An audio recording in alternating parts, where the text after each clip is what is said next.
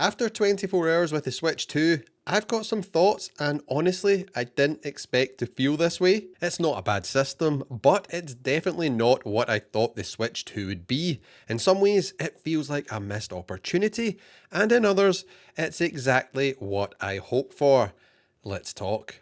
So I finally got my hands on the Nintendo Switch 2, and my honest first impressions straight out of the box. It feels a lot more premium than the original Switch, and even slightly more than the OLED model, but the matte black finish, I am not a fan. It's an absolute fingerprint magnet. If your hands are even slightly sweaty, you'll see smudges all over it. That's going to bother some people, but to be fair, the smudges do fade away after a while as it's a matte finish and not a shiny gloss finish. But I do worry about the system getting scratched up over time, as my dock cover had a scratch on it straight out of the box. So I definitely recommend you pick up a bulletproof case for your Switch 2, like the dbrand Killswitch, as it's the best in the business, and it will protect your Nintendo Switch 2 like no other. I'll leave links down below in the description so you can pick one up for yourself. What I do love though is the new magnetic Joy-Con connection. It's so slick. It feels more sturdy than the real system on the original Switch, and it's just easier. You press the button on the back and the Joy-Con pops off, line up again, click, and you're good to go. I remember jamming accessories into the rails on the original Switch the wrong way more times than I'd like to admit, so this is a big quality of life upgrade, at least for me. And the kickstand, it's a huge upgrade. It's now solid metal and feels genuinely premium and sturdy, like it won't snap off in a week, especially compared to the original Switch kickstand, which was terrible. So next, I powered up the system and went straight into setting this bad boy up. Setup was mostly smooth, but I did run into a weird issue during the transfer from my original Switch. You have to plug in both consoles, but it turns out only the original Switch charger worked. None of my other USB-C plugs triggered the file transfer and it just wouldn't work. So there's something there you really need to keep in mind, that you need the original charger for your Switch 1 if you're doing transfer over to Switch 2. Once I used the official charger, it all transferred over wirelessly with no real issues. But then I hit another random roadblock, which might only be unique to me, but I may as well tell you guys and gals anyway, in case it happens to you. And that is that I couldn't access any of my digital games. So they're now labeled as virtual game cards. And because my original Switch, aka the one I dropped in the bath, and it is now dead, was still registered as my primary console, and I had to tell Nintendo that I no longer had access to it, and then manually set the Switch 2 as my new primary console. Then everything worked. A bit of a hiccup, but now I am good to go. Once I got into the system properly, one thing jumped out immediately, and if you use the Switch 1 a lot, this is just such a huge upgrade. I honestly cannot understate it. And that is that the UI is lightning fast. So moving about the menus, it is way faster than the original. But the biggest improvement, the Nintendo eShop. It feels instant now. No more waiting around forever for menus to load up and for games to load up. Browsing feels snappy and smooth. Finally. I also tested out buying a game and picked up No Man's Sky as the Switch 2 version. So that's the Switch 1 game with the upgrade. Was on sale, so why not? Picked that up, and I also claimed the code for Mario Kart World from the eShop, as that was bundled with my Switch 2, and everything worked perfectly. The only app which didn't work, really randomly, was YouTube. It downloaded but gave me an error saying that the software couldn't start. So for now, no YouTube support on Switch 2, which sucks. Hopefully Nintendo and YouTube fix that soon. And while we're on the topic of YouTube, don't forget to hit subscribe for loads more Nintendo Switch 2 videos coming your way soon. So now let's talk about games, and my first real gaming test was Fast Fusion, the sequel to Fast RMX, which, Fun fact, was one of my launch day titles on the original Switch alongside The Legend of Zelda Breath of the Wild. And honestly, Fast Fusion is beautiful.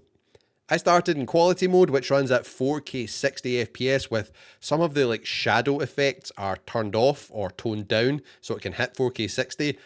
And it was smooth as butter. It honestly looked fantastic.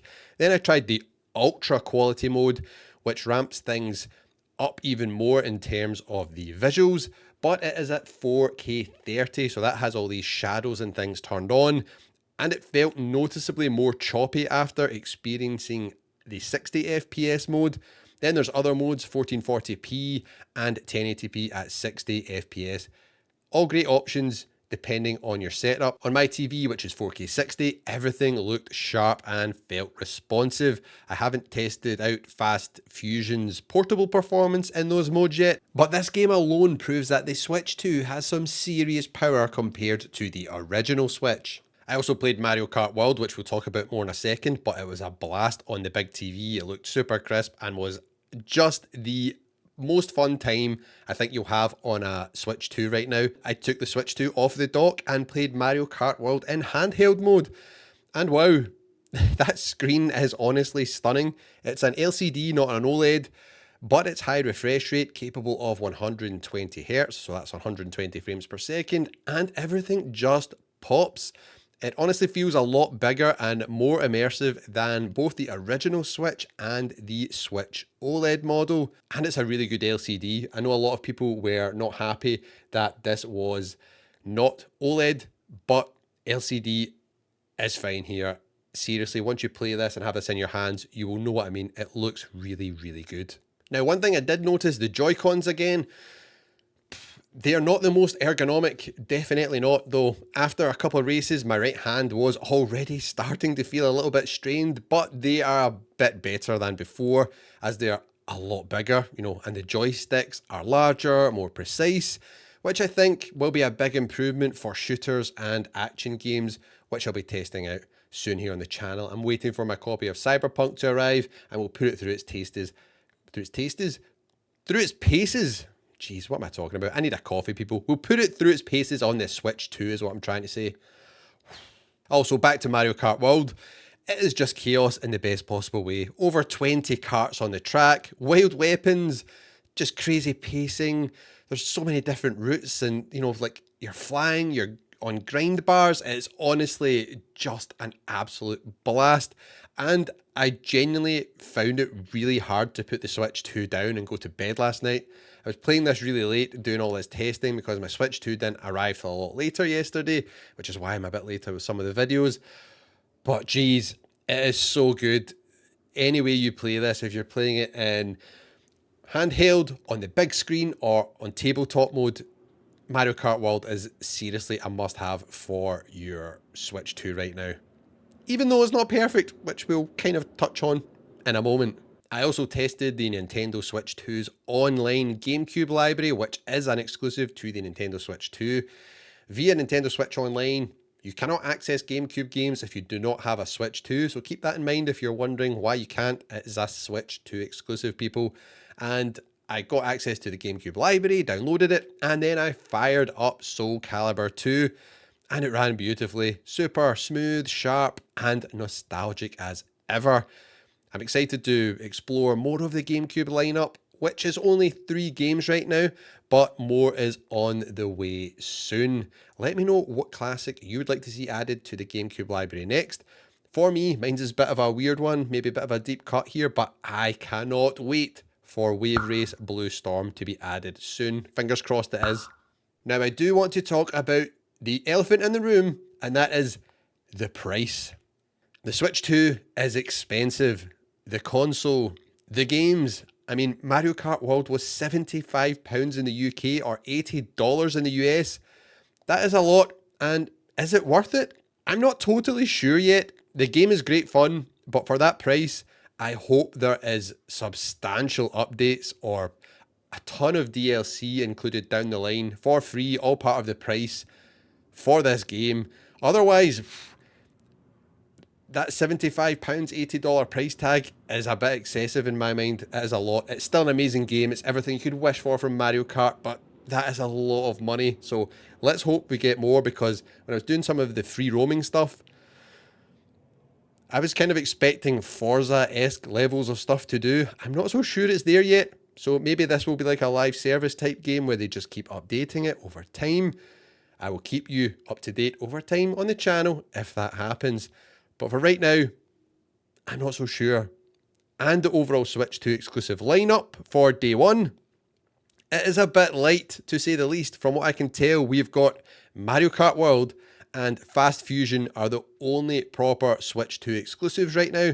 Everything else is a re-release, an upgrade or a port. Donkey Kong Bananza isn't here yet, and that is the one I'm really looking forward to. I cannot wait to get my hands on that. And then Metroid Prime 4 Beyond. We still don't have a release date for that. Oh, and how could I forget?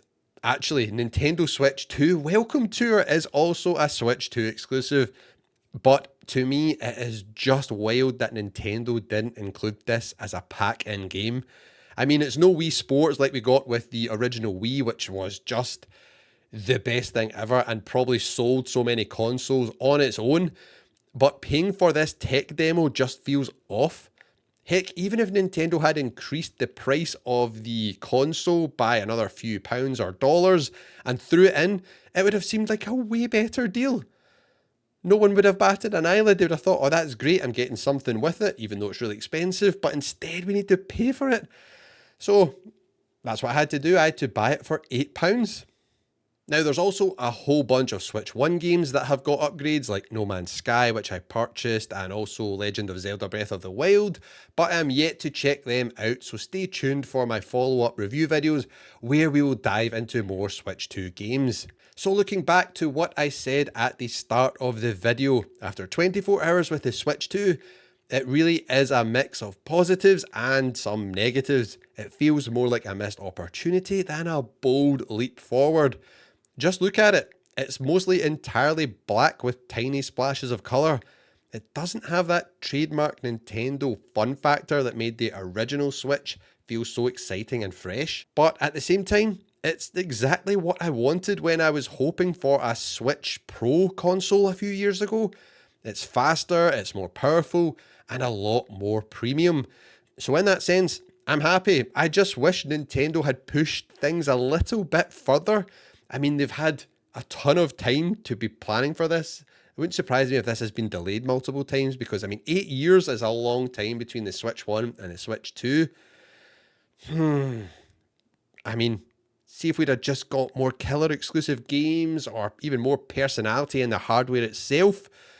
Hopefully we'll see some colourful Joy-Cons soon to bring, back a bit of that old school Nintendo charm, and maybe there'll be some killer games launching which will take advantage of the mouse feature, which we've not talked about really on this video, but I'll touch on in a second. So I think an accurate way to sum up the Switch 2 so far is that it is an evolution of the Switch and not a revolution, as there's not really a lot of groundbreaking new stuff here, at least not that I can see just yet. So let me know in the comments, what do you want to know about the Switch 2? I'll be answering your questions and testing more games over the next few days. We've still got No Man's Sky, Cyberpunk 2077, mouse support and a webcam to check out. So make sure you're subscribed if you want to see all of that. And if you're interested in what accessories you should be picking up for your Switch 2, make sure you check out this video on screen right now to find out what you should buy and what you should avoid.